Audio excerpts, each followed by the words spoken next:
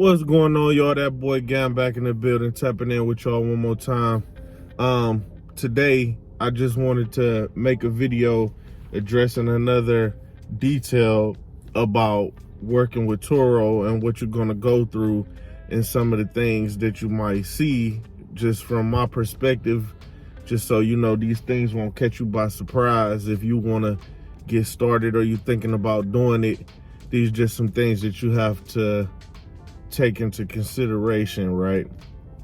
So today I want to talk to y'all about dealing with bad reviews, negative reviews, right?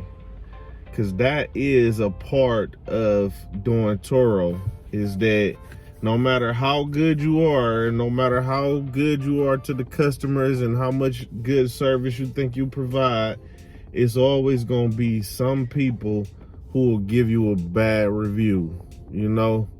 And it can be a number of reasons why this might happen. And so I'm gonna just get into a little bit of the details on what I mean by this, right? So the thing about bad reviews, right? Sometimes a person will leave you a bad review. Let's say if something went wrong on the trip. Say if something, for example, I don't know, the one of the blinkers goes out in the middle of their trip. Now, the blinker could have been perfectly fine when you gave them the car. You see what I'm saying? Where it's like you have no control over knowing when is it gonna just go out. So it might have went out on them in the middle of the trip, right? So now, once they finish their trip, they're gonna say, they might give you 2 stars or something, like, oh, well, it was okay, but we had a problem with the car and the blinker stopped working or whatever like that.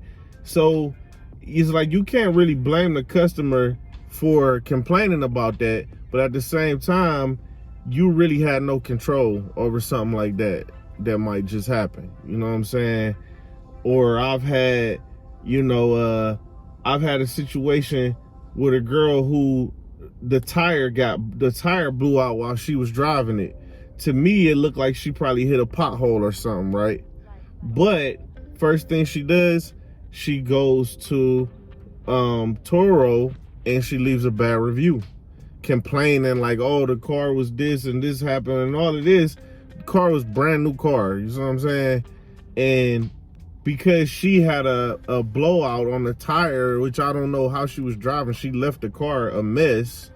So it don't look like she was taking good care of the vehicle. But the fact is, she blew out the tire, then she gave us a bad review and complained about us. It's as if like when we gave her the car, the tire was perfectly fine. You see what I'm saying?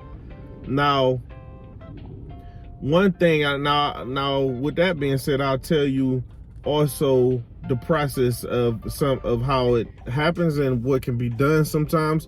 So for example, we had a situation that happened recently that the customer, it looked like they were racing in the car.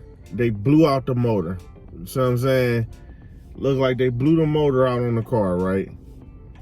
So what they did was, we had to get our car towed back to us, so therefore we had to get a diagnostic and an inspection to investigate to see, did the motor just blow out on its own, which is unlikely because it was a 2019 in a perfect condition, just had service, oil changes always on time, everything. So it didn't make sense.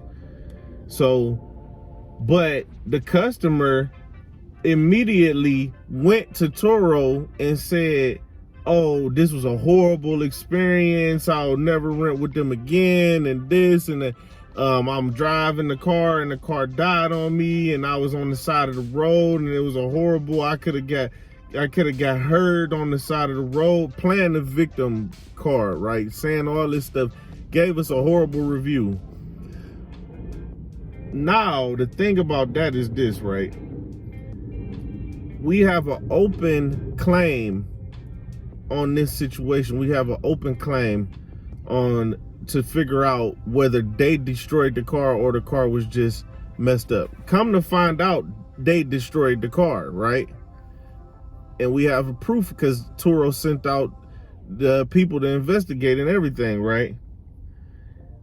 Now, the rule is an open claim, the customer should not be allowed to leave you a review because they're going to start talking about what happened, and they're going to, you know, try to make it look like you were horrible, you gave them a bad car, but really it's not determined yet whether the car was bad or if they messed up the car.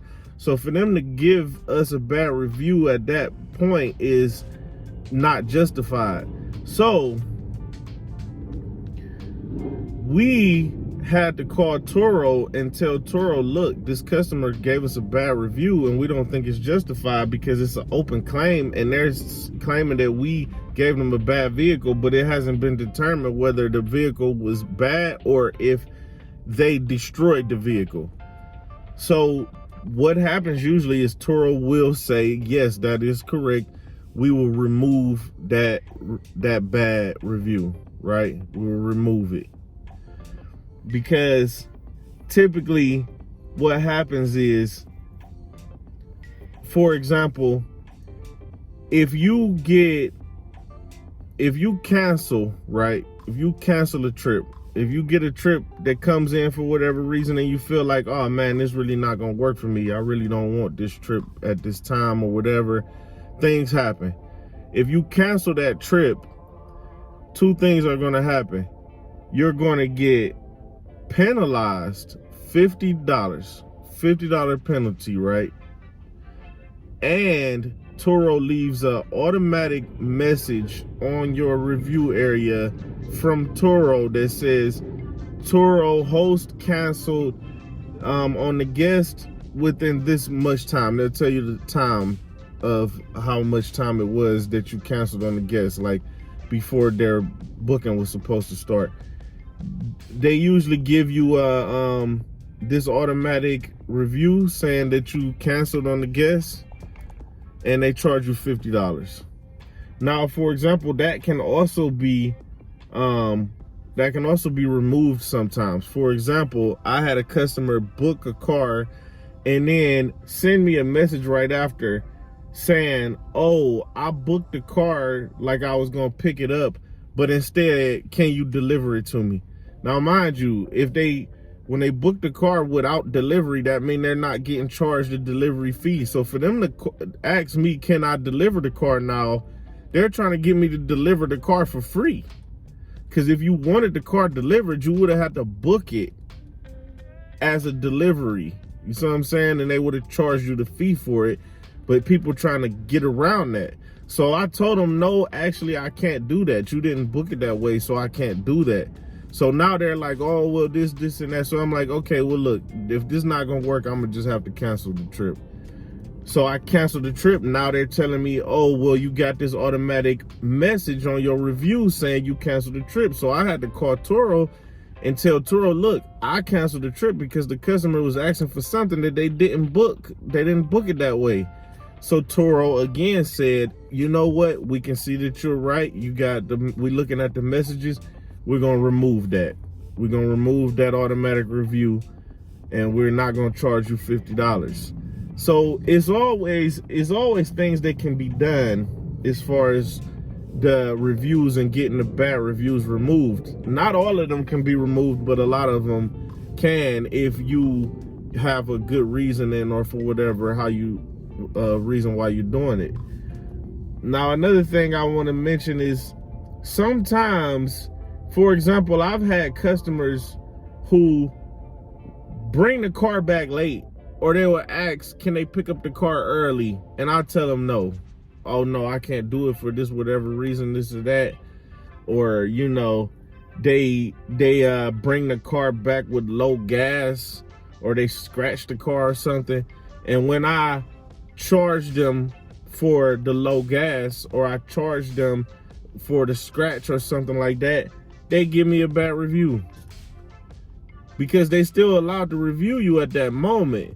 Now, with those type of things, if I tell Turo, look, the customer is giving me a bad review, trying to retaliate for me asking to be compensated for whatever it was that I needed to be reimbursed for, they look at that like, oh, I'm gonna give you a bad review. But see, now the thing with that is Turo will be like, look, you cannot leave a bad review if it has nothing to do with the actual vehicle and anything that had to do with the trip. Anything personal, you were mad at me for charging you or whatever, they gotta remove that review because it's personal. Doesn't have nothing to do with the vehicle, really didn't have nothing to do with the customer service. You are mad that I'm charging you, so you leave me a bad review. So in those type of cases also, Turo will usually remove that review. See what I'm saying? Now, like I say, with the thing, if your headlight go out while they driving the car or brake light, whatever, they leave you a bad review, you just kind of got to deal with that. Because, you know, you can't blame them for thinking that made their experience a little worse, because yeah, it did, but it happens. You know, you can't avoid things like that all the time. So like I say, 2 things they do: if you cancel trips, they give you a say that you canceled, they get that review and they charge you $50. So just be mindful of that too. But other than that, man, y'all can hit me up, ask me any questions about Turo, whatever y'all want to know. But till next time, I'm tapping out.